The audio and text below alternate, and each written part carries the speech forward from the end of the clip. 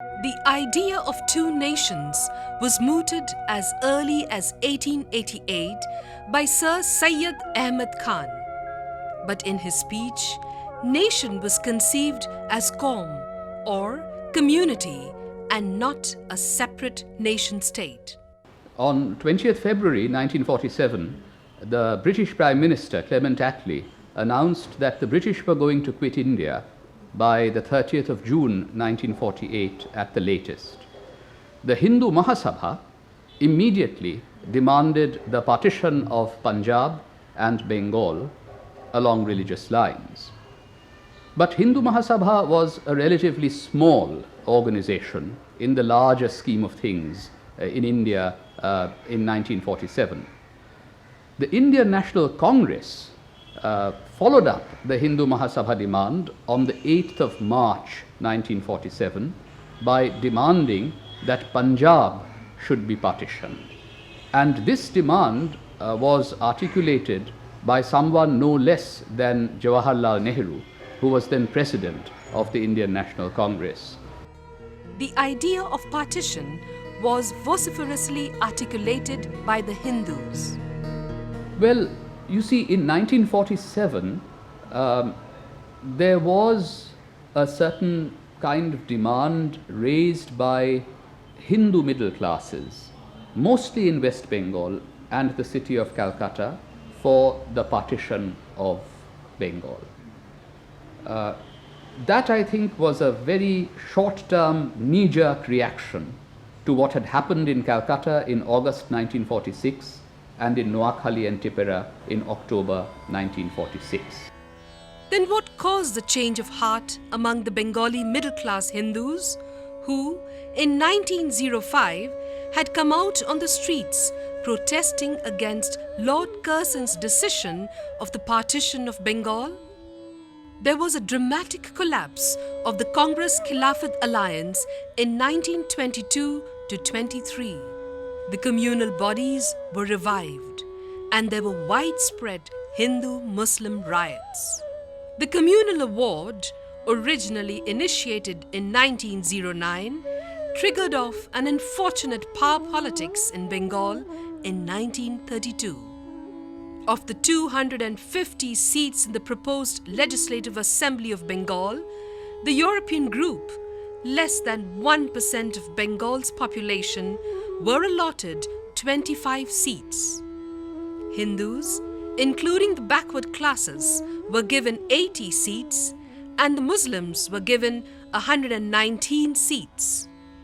Election to the assembly would be by separate representation. Muslims alone would elect Muslims, Hindus would elect Hindus, and Europeans would elect Europeans. Europeans were less than 1% of the total population. Hindus were 44% and Muslims were 47.8%. The governor of Bengal, Zetland, had a premonition of the disturbances that would be unleashed. He warned the viceroy in Delhi. It will enormously increase communal bitterness.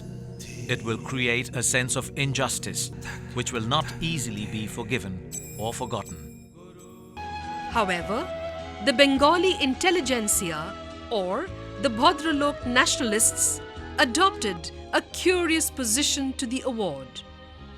In all the sound and fury of newspaper editorials, petitions, memorials, and speeches denouncing the award, little was heard of separate electorates and the old imperial game of divide and rule.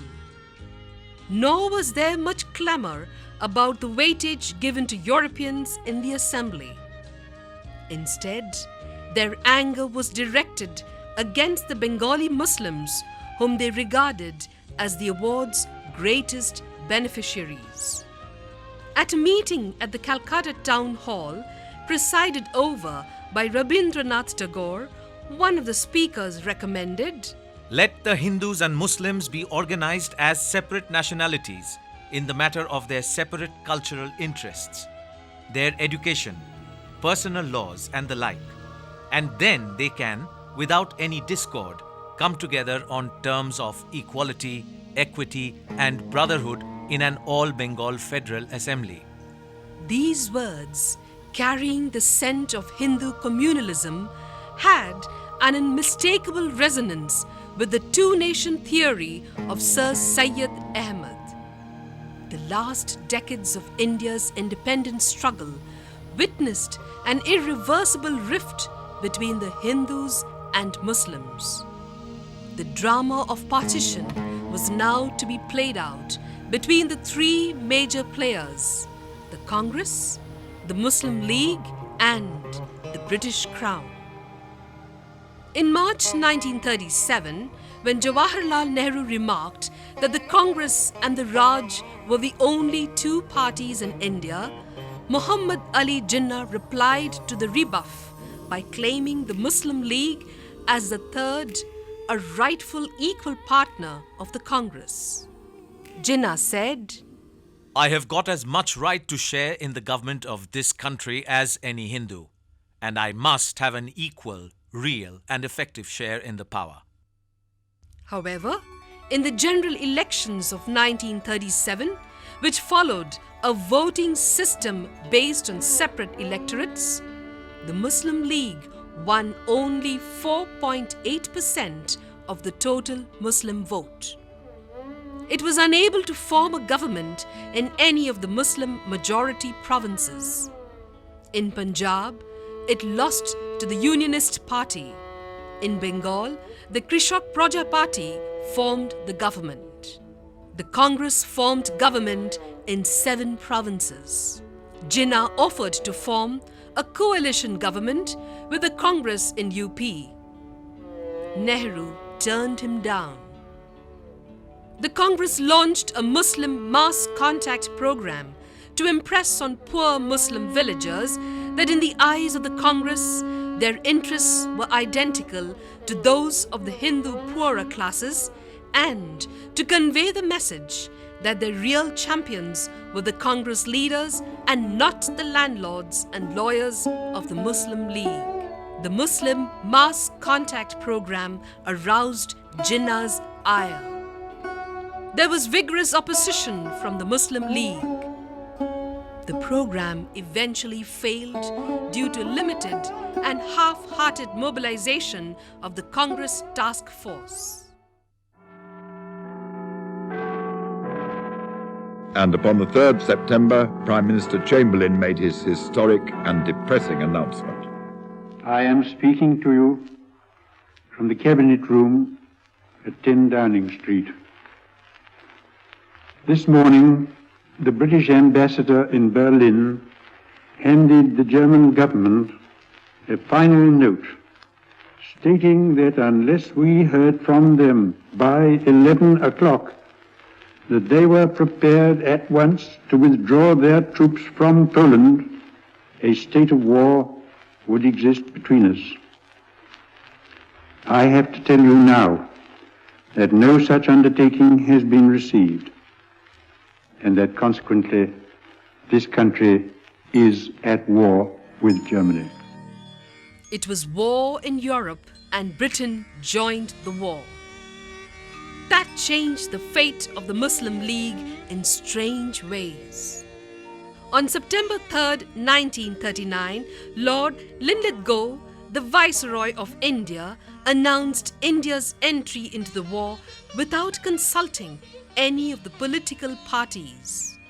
His objective was to turn India into a war base and to provide men and money for the war. The Congress was opposed to the idea. So, Linlithgow turned to Mohammad Ali Jinnah. Of course, be conceded that the Muslim League produced the Lahore Resolution in response to a request from the British Viceroy, Lord Linlithgow. At that stage, the Congress was demanding independence here and now, and Linlithgow wanted an alternative demand because he wanted to put any constitutional progress in India into cold storage for the duration of the Second World War. The Muslim League soon became a significant player in the political arena. The Lahore resolution of the Muslim League that was passed in March 1940 made no mention of either Pakistan or partition. It was in many ways a self-contradictory resolution. It demanded two things. First, the Muslim League wanted that the provinces in the northwest and the east, where Muslims were in a majority, ought to be grouped to constitute independent states, the constituent units of which shall be autonomous and sovereign. Now, this referred to provinces such as Punjab, the northwest frontier province, Sindh in the northwest, and of course Bengal in the east. The second element in the Lahore resolution that was significant was the claim that the Muslims of India ought to be regarded as a nation, not just a minority. Now, this was of some real importance. Muslims lived not just in provinces where they were in a majority, but there were many Muslims in provinces where they were in a minority. And all of these Muslims of India were being claimed to have the status of a nation. Until then, Muslims were regarded as a minority, and there were safeguards that were often demanded for the Muslims as a minority. But now the Muslims thought, or at least the Muslim League demanded, that the Muslims of India ought to be accorded national status. Now, even though the Muslim League had asked in March 1940 that the provinces in the northwest and the east ought to be grouped to constitute independent states, there was another paragraph in the resolution, the fourth paragraph, which made a reference to the constitution of India in the singular, which would ensure that the rights of minorities, both in the Muslim majority and the minority provinces, would be protected. But what happened after 1940 was that leaders and members of the Muslim League insisted that the national status of Muslims could not be compromised. At the Lahore resolution, Jinnah said in his speech, The Hindus and Muslims belong to two different religions, philosophies, social customs and literature. They neither intermarry nor interdine, and indeed, they belong to two different civilizations which are based mainly on conflicting ideas and conceptions. To yoke together two such nations under a single state, one as a numerical minority and the other as a majority, must lead to growing discontent and final destruction of any fabric that may be so built up for the government of such a state. Not many days after the Lahore session, Mahatma Gandhi observed, The Muslims must have the same right of self-determination as the rest of India has. We are at present a joint family. Any member may claim a division. But he added, As a man of non-violence, I cannot forcibly resist the proposed partition if the Muslims of India really decide upon it. It means the undoing of centuries of work done by numberless Hindus and Muslims to live together as one nation. But was the idea of partition really mooted in the Lahore Declaration? The Lahore resolution did not really call for partition, but he figured out that Muslim Leaguers wanted Muslims to be considered a nation, not just a minority. Because if you simply asked for safeguards for a minority, you could simply, temper the terms on which power was wielded by the majority. But if you claim to be a nation, then you could claim equitable, if not an equal share of power. And Hodgson used some interesting phrases in describing what had changed. He said that as a minority, the Muslims were still like a Cinderella, with trade union rights and a radio in the kitchen, but still below stairs. The analogy here was with Labour in Britain.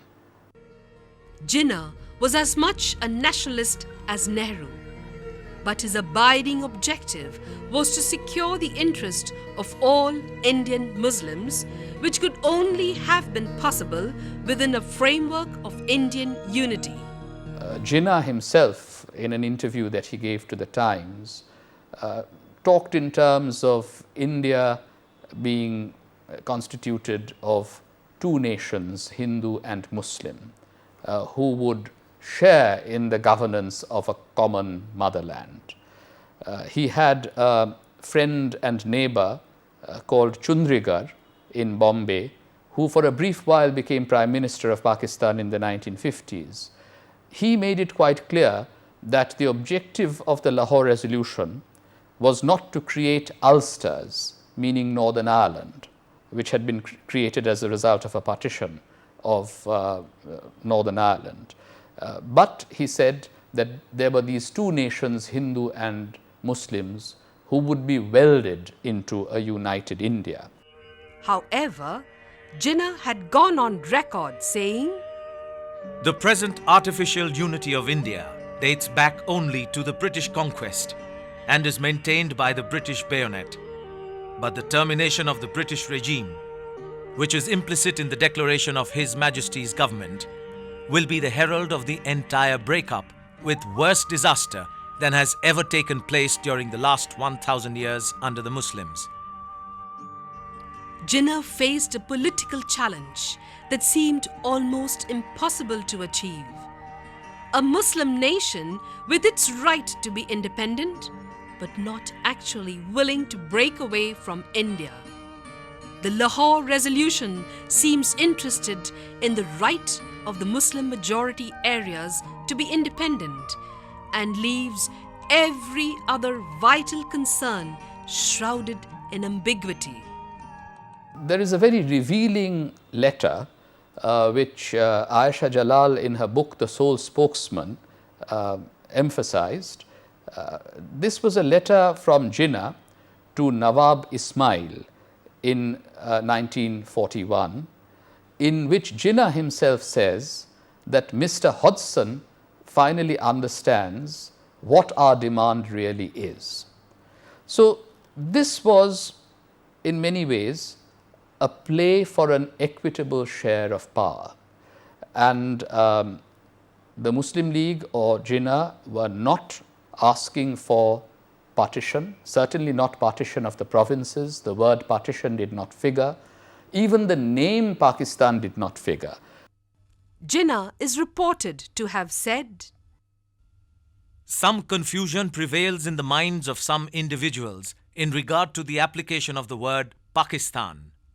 The British and the Indian newspapers generally have adopted the word Pakistan to describe the Muslim demand as described in the Lahore Resolution. I really see no objection to it. When Stafford Cripps came in 1942, there were discussions that were held both with leaders of the Congress and leaders of the Muslim League. And the Congress, of course, was still demanding independence here and now, or at the very least they wanted the defense portfolio if there was going to be any understanding with the British. But of course, Churchill and Linlithgow wanted the Cripps mission to fail, and Cripps could not deliver anything of substance to the Congress or to the nationalists. Cripps was holding out the promise of dominion status after the end of the war, and as many of you know, Gandhi derided the Cripps offer as a post-dated check on a bank that was obviously failing. But on the question of sharing of power between Hindus and Muslims, or between the center and the provinces, Cripps had produced a formula which was known as the local option clause, that in the future provinces may have the right to opt out of an Indian Union. And this was somewhat appealing to the leaders of the Muslim majority provinces such as Punjab and Bengal. In 1944, Jinnah stated that Britain should now frame a new constitution, dividing India into two sovereign nations, Pakistan and Hindustan, with a transitional period for settlement and adjustment. this statement clearly contemplated a continued subordination to Britain. Then in 1944, there was another occasion on which Jinnah and the Muslim League were put on the spot. They had to come out with some kind of clarification as to what their demand really was. This was at a time when Raja Gopalachari, the Congress leader from Madras, suggested to the Congress leadership, including Gandhi, that maybe the Muslim League could be offered partition of Punjab and Bengal. Now, the Congress High Command did not have a great deal of influence in the formal electoral politics of Punjab and Bengal. The Unionist Party was still in power in Punjab. In Bengal, there was first a Krishak Praja Party and Muslim League coalition after 1937, then briefly a progressive coalition ministry headed by Fazlul Haq from 1941 to 43, and then of course finally there had been a Muslim League government.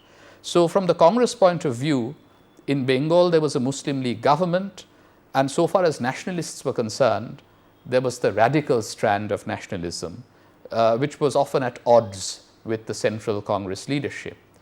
So Rajagopalachari suggested that if there was going to be any kind of Pakistan, it had to be based on the partition of Punjab and Bengal. Only the Muslim majority districts of Punjab and Bengal could go to a Pakistan. And at this point, Jinnah made a very interesting response to the Rajagopalachari formula.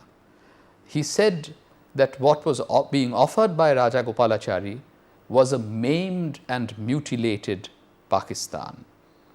This was a shadow and a husk, according to him, and this was not really the demand that he had raised from 1940 onwards. So he categorically rejected a Pakistan based on a partition of Punjab and Bengal. And in 1944, there were some talks that were held between Gandhi and Jinnah. No agreement could be found, but at that stage, Jinnah had again underlined the importance of considering the Muslims to be a nation rather than a minority, because if the Muslims were just a minority, then as he put it, brother Gandhi has 3 votes and I have only 1. But if you consider the Muslims to be a nation, then there could be a more equitable sharing of power. Now, so during the period of the Second World War, there had been 2 occasions in 1942 and 1944 when Jinnah and the Muslim League might have been under some pressure to clarify what they had really wanted. Before the war ended, there was another attempt at the Simla conference in the summer of 1945, but that did not make much headway because Jinnah was objecting to the Congress sending Muslim representatives as part of their delegation. There was a cartoon that came out at that point in a Bengali newspaper which showed Jinnah pulling away his hand, refusing to shake hands with Maulana Azad, and the caption of the cartoons said, "I don't shake hands with a caste Hindu." So he was objecting to Maulana Azad representing the Congress. So nothing very much happened at Simla. And then, of course, the war ended. The drama of partition intensified and accelerated its pace after the war. In this drama, there was no hero, nor a villain, nor any neutral observer. The players enacted their own scripts. Millions of men and women were sucked into the whirlpool of epochal events. The fate of South Asia was changed forever. Partition of India created the largest Muslim state in the contemporary world with a population of about 60 million Muslims. Another 35 million stayed on in India, the largest number of Muslims in a non-Muslim nation. The partition served nobody's purpose. This daybreak, pockmarked. This morning, night-bitten. It is not a morning we'd longed for, in whose eager quest comrades had set out, hoping that in the wilderness of the sky would appear the ultimate destination of stars.